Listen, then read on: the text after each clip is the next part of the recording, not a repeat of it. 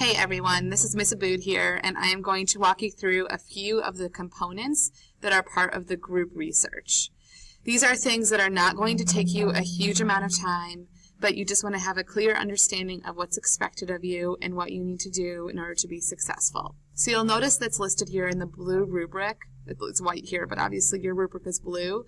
You have the topic abstract, the philanthropy proposal, and the group work cited. You can always go back and take a look at the rubric to see how you're going to be graded for these things. But to get into the A, just notice that you need to use evidence effectively to defend your charity. Your abstract, which we'll talk more about in a moment, it needs to show the relationship between each group member's research. And then obviously your in-text citations need to be accurate and complete along with your works cited page. So the very first thing I want us to take a look at is some of the expectations for our group abstract. So one thing that you're going to need to do is you're going to kind of think about what is the purpose here for my group abstract. The purpose is to bring together your research by weaving together your thesis statements.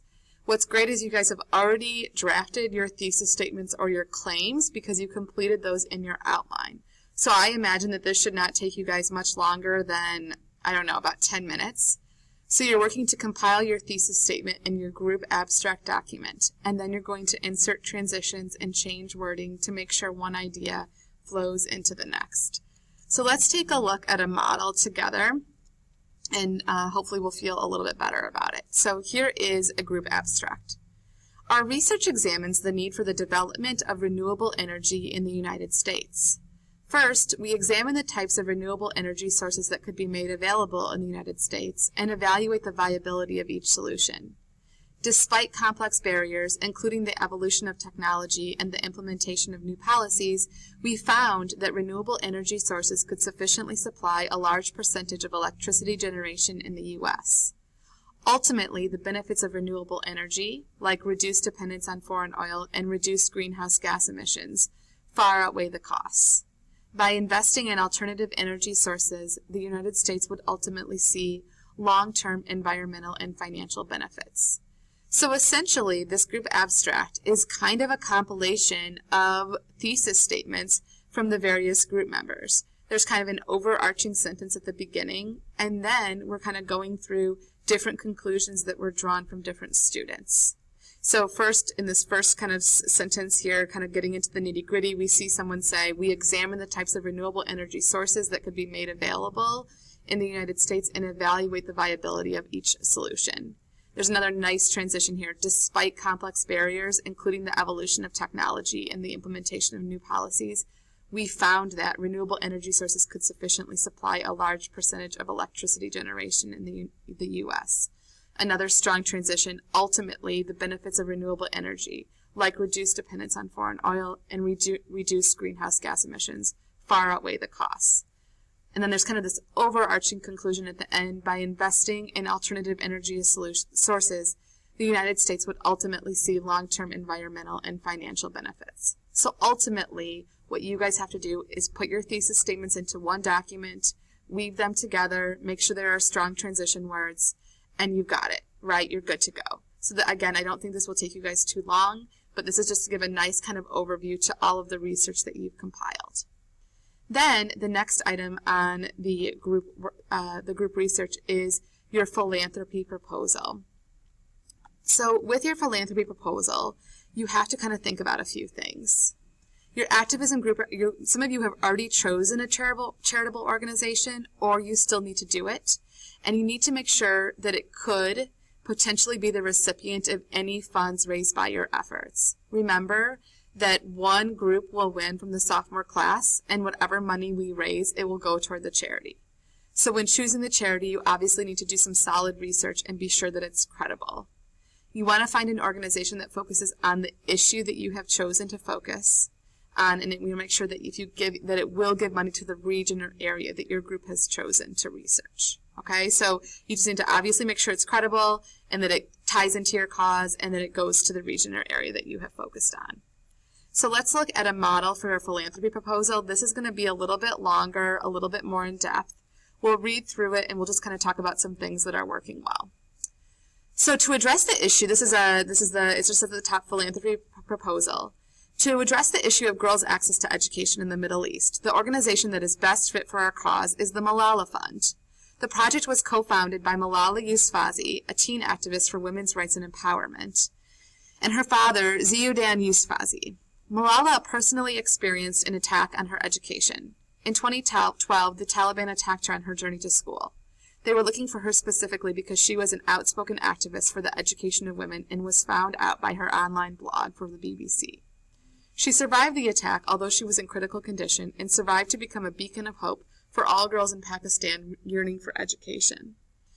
Malala is the youngest person to receive a Nobel Peace Prize and wrote a novel detailing her life story to raise awareness of the education injustice. So we're kind of getting like this overall overview of what the Malala Fund, how it was inspired. The main goal of the Malala Fund is to empower women through education. Through a system which consists of 3 different categories, this organization allows women to be heard in a society that has oppressed them for a long time. The Malala Fund advocates from a local to international level for changes in the system that would give girls access to education within their community. In addition to this, they amplify and inspire girls to make sure that they have a say in the education they will be given access to. The last category that is brought up is the fact that this organization invests in solutions that will potentially help to empower local leaders as well as educators in order to create or improve an education that is exposed to women. Using this system within the organization allows for a stable and effective way of increasing the amount of education being offered to women. And again, notice the citation here so that we know where this information is coming from. The organization has already worked with Syrian refugees in Jordan, schools in Kenya, and girls in Nigeria. So we kind of can see that this was kind of focusing on the aim. This last paragraph was focusing on the aim of the organization. This one's going to focus more on things the organization has been successful with.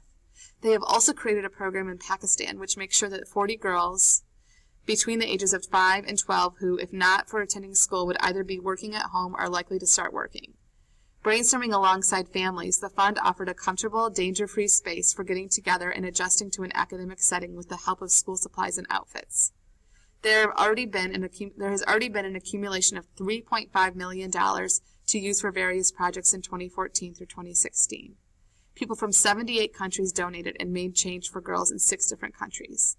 In 2014, donations were used to help girls under the threat of the Taliban in Pakistan, Syrian girl refugees in Jordan and Lebanon, girls under the threat of Boko Haram, and adolescent girls impacted by the Ebola crisis in Sierra Leone. Additionally, girls in Kenya were able to start learning tech skills. The Malala Fund will be investing to support 200 Syrian refugee girls in Lebanon this year to increase alternative learning for these young women. All of these accomplishments and Malala's personal connection to this cause make the Malala Fund a great organization to work with. So here we can see tangible, clear things that have been accomplished thanks to the Malala Fund. So if you look back to the rubric to get into the A, right, you want to make sure you're using evidence to effectively defend the credibility and relevance of your group's issue. So from reading this, I feel pretty confident that this organization, this charity, this philanthropy is legit. It's been successful. There are recent dates so that I know that it still is running. We've had the issue in the past where some students have chosen certain charities and then they have found out too late in the game that the charities no longer exist. So you want to just make sure that when you're choosing your philanthropy that it could turn into a 1 to 2 page report on like what it does and how it's successful through today. Okay? So your main goals for today are to work on all of your group research, the topic abstract, the philanthropy proposal, and the group works cited. Hopefully these models have been helpful. I know that I've talked way too much in this screencast, but I just wanted to be able to walk you through what's going on since I won't be in class tomorrow. If you have any questions, don't hesitate to reach out. Thanks, guys. See ya.